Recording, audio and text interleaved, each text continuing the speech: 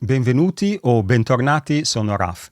In questo video vediamo 3 usi di pur. Vedremo pur seguito dal gerundio, poi vedremo pur senza seguito dall'infinito e poi vedremo pur di, anche questo seguito dall'infinito. Anzi, poi c'è un quarto uso, che è pur sempre, quindi 4 usi in tutto. Pur seguito dal gerundio è forse l'espressione più conosciuta delle nostre 4 e serve per esprimere una proposizione concessiva.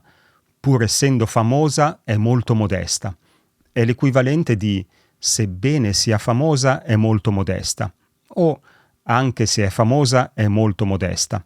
Il significato praticamente non cambia. Quello che cambia è il registro. Molto importante ricordare che l'espressione pur seguita da gerundio appartiene a un registro elevato. E quindi il mio consiglio è di fare un po' attenzione quando la usiamo, perché non sempre dobbiamo parlare con il registro più alto possibile. Va usata nelle occasioni giuste. La troviamo soprattutto nello scritto oppure nel parlato quando per qualche motivo vogliamo esprimerci con un registro elevato. Si trova spesso proprio con il verbo essere, come nel mio esempio, pur essendo. Questo è molto comune, ma si può usare anche naturalmente con altri verbi, sempre con il gerundio. Poi è importante ricordare che c'è anche un gerundio passato. Esiste un gerundio passato, anche se forse è ancora meno comune. E questo è un esempio che ho trovato nelle notizie.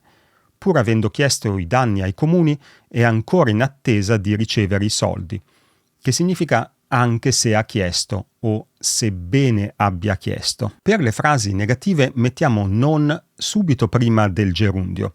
Quindi possiamo dire pur non essendo pronto mi sono presentato all'esame.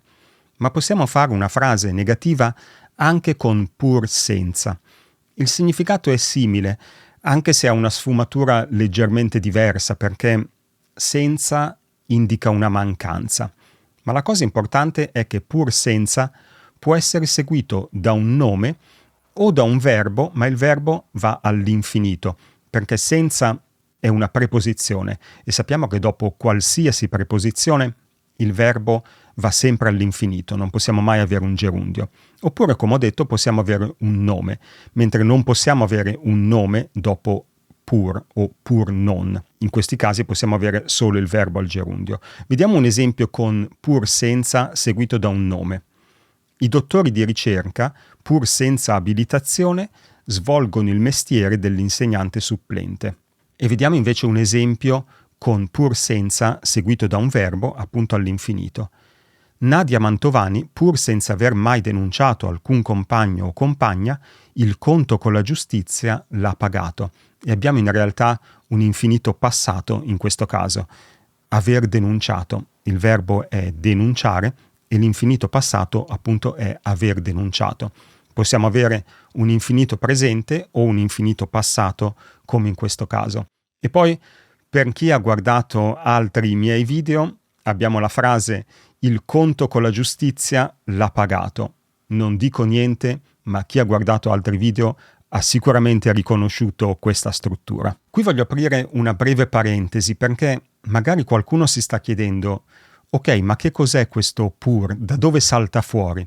Beh, pur o pure è semplicemente un sinonimo di anche. In moltissime frasi pure e anche sono intercambiabili. Prendiamo questo verso di una famosa canzone. A quest'ora cosa vuoi? Mi va bene pure lei. Sarebbe la stessa cosa se dicessimo a quest'ora cosa vuoi? Mi va bene anche lei. E anche per le proposizioni concessive abbiamo visto che ci sono diverse costruzioni per esprimere queste proposizioni.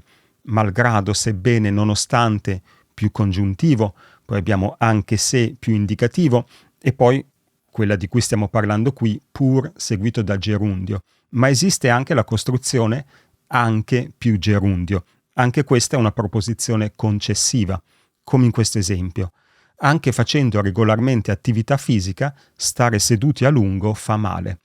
Un'altra costruzione concessiva, questa volta con anche e anche in questo caso abbiamo il gerundio. Ma cambiamo espressione e passiamo a pur di seguito da infinito. Cambiamo espressione e cambiamo anche significato, perché non parliamo più di proposizioni concessive.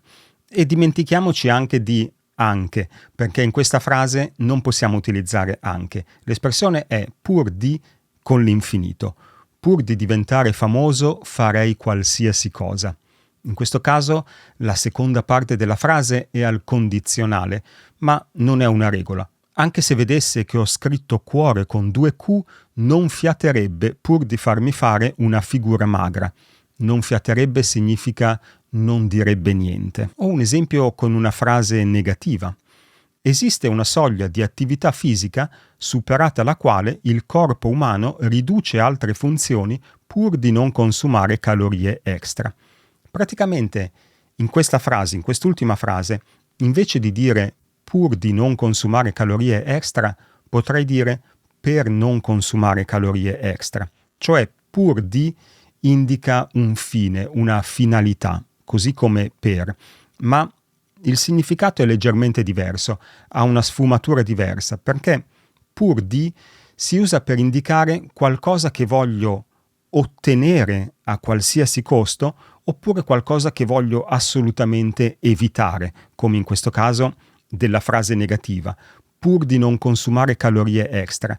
Significa che quella è la cosa che vogliamo evitare assolutamente. In questo caso è il corpo umano che vuole evitarla assolutamente. Questo è il significato di pur di. Quindi o una cosa che si vuole evitare a tutti i costi o una cosa che si vuole ottenere a tutti i costi e per la quale siamo disposti magari a fare dei sacrifici. Ho detto che pur di è seguita da infinito e in questo caso l'infinito è sempre presente perché indicando un fine, qualcosa che vogliamo ottenere o evitare, parliamo di qualcosa che si trova nel futuro e quindi non possiamo usare l'infinito passato, quindi useremo sempre l'infinito presente. L'ultima espressione è pur sempre e qui il significato cambia ancora perché il significato è simile a comunque o nonostante tutto. E pur sempre in genere è seguita da un nome o da un aggettivo. Vediamo un esempio. In questo esempio si parla di elezioni e si dice che, non mi ricordo più chi, ha ottenuto un risultato non eccezionale. Il risultato è un compromesso. E l'ultima parte di questo piccolo paragrafo dice di compromesso certo, ma pur sempre un risultato. Significa appunto è un risultato non eccezionale, ma è comunque un buon risultato, è comunque un risultato soddisfacente. Pur sempre soddisfacente, pur sempre un risultato. Questo è l'uso di pur sempre. Questo secondo esempio forse è ancora più chiaro, è preso da un racconto di Dino Buzzati. Lei è uno dei casi meno preoccupanti, ne convengo, ma è pur sempre un ammalato. Significa nonostante non sia un caso grave, è comunque un ammalato. E con questo spero di aver chiarito un po' l'uso di pur. Grazie di avermi seguito, se ti è piaciuto il video lasciami un bel pollicione e ci vediamo nel prossimo video. Ciao!